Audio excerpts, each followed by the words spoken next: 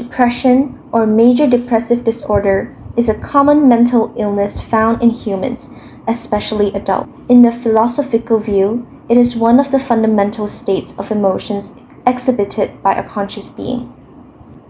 According to the World Health Organization, 3.8% of the worldwide population are affected by depression. Concurrently, the number of suicidal deaths due to depression increases over time, which caught the world's attention. Survey is an effective method to get more information about depression from the crowd in the society. Respondents can be executed easily, as the survey can be done at any time and anywhere. The more their views and opinions we get, the higher our level of understanding towards depression. These can help us, and also them, to recognize the presence and the level of depression in themselves or anyone in their surroundings. The public will also keep an eye on depression, which is a global crisis. Google Form is very user-friendly. People can easily navigate, access, and create questions with many options available. For example, we can create SAQ, MCQ, and essay questions on the form. Google Form is also very convenient for researchers to analyze the data collected because the system will automatically help to summarize the results into charts and graphs.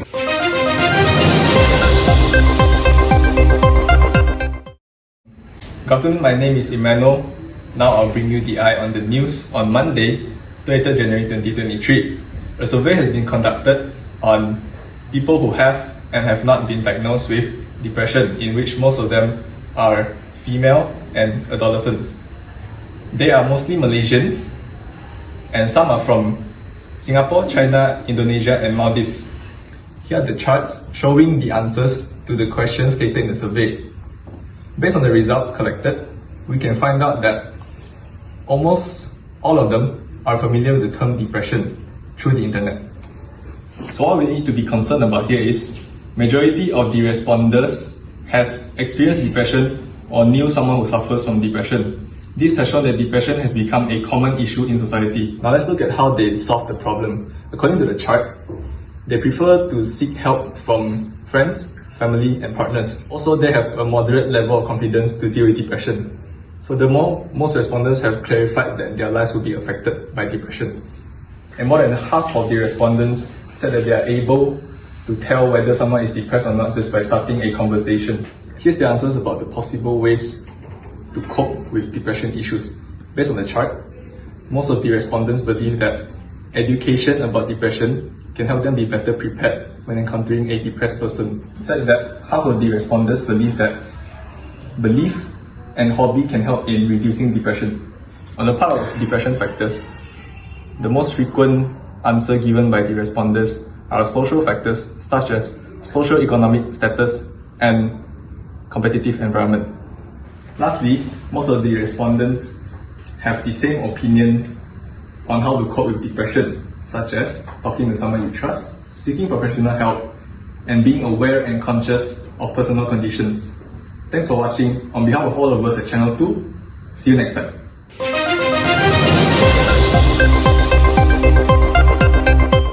It is stated that the fall from the paradise of innocence was the fall into knowledge, which brings about the freedom of choice and uncertainty of understanding altogether. This means that depression existed together with consciousness throughout evolution. Besides, the uncertainty in choices and the future also engenders freedom of choice and the responsibility of not knowing. These give rise to confusion, awareness of guilt, anxiety, and depression.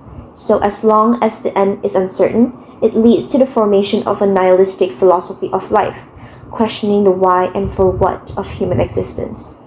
The Eastern philosophers relate depression with the flow of qi throughout the body, where the Western philosophers, on the other hand, believe that neurophysiological factors are the main cause of depression. I used to be an acute depression patient a few years ago. At first, when I started receiving therapy treatment at the acute phase, I was given an adequate amount of doses of antidepressant and psychotherapy, which helped me to reduce the severity of depression symptoms by 50% to 75%. After that, I went into continuation phase for around 6 months to stabilize remission. And fortunately, I was able to escape from any acute depression symptoms without relapsing. And in the following 6 months, I was in the maintenance phase, which is a phase that aims for recovery and to prevent recurrence of depression symptoms by discontinuing treatment. Therapy is one of the treatment options to treat depression, including cognitive behavioral therapy, which helps patients to cope with it by recognizing negative thoughts. Psychodynamic therapy, where the therapist works with the patient to recall past events that have led to problems and change them outside the person's awareness. And interpersonal therapy, where patients are taught to evaluate interactions for improving the way they relate to others and solve problems. On the contrary, consuming herbal formulas is the Eastern way of treating depression. Sweating, emesis, and diarrhea are also methods used to smoothen the flow of qi and relieve the symptoms of depression. There are several possible factors of depression, ranging from biological to psychological and sociological. Brain chemistry is one of the biological causes of depression. This happens when there is a chemical imbalance in the brain that regulates mood, thoughts, sleep, hunger, and behavior. Whereas in psychological theory, depression is caused by cognitive and behavioral factors that regulates mood. When people have negative experiences in the past, they develop biased ideas about themselves, others, and the world around them, which can lead to psychological distress. Meanwhile, sociology also has an influential role to play in explaining depression. It illustrates how it is a mental illness that deals with social expectations, self-perception, and beliefs.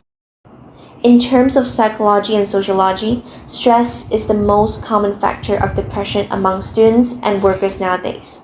It can be brought from the death of a family member, a divorce, and loss of a job. When we are under stress for extended periods of time, it can influence our physical and emotional well-being. Sadness is an emotion related to depression, where it is closely linked to a loss of attachment, and depression results from the interaction of sadness and negative cognition.